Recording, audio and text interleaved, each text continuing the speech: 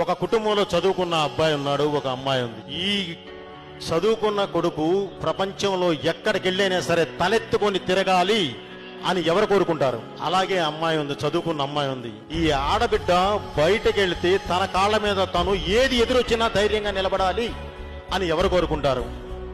ఒక తండ్రి.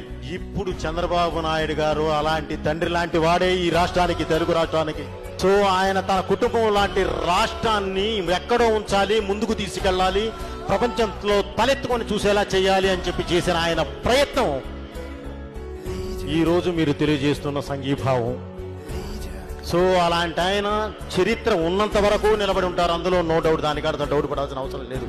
అలాంటి వారి వెనకాల నిలబడ్డం మీరందరూ నిజంగా మీ జన్మ సార్థకతం.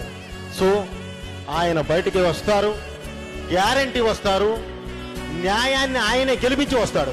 ఈ రోజు చెప్తున్నాం మేము, ఆంధ్రాలో 1 కోటి మంది, తెలంగాణలో 80 లక్షల మంది దళితుల సాక్షిగా మా దళితుల ఆత్మగౌరవాన్ని నిలబెట్టిన నారా చంద్రబాబు నాయుడు గారి కోసం 2 కోట్ల మంది దళితుల తరపున మీ సమక్షంలో ప్రమాణం చేస్తాం.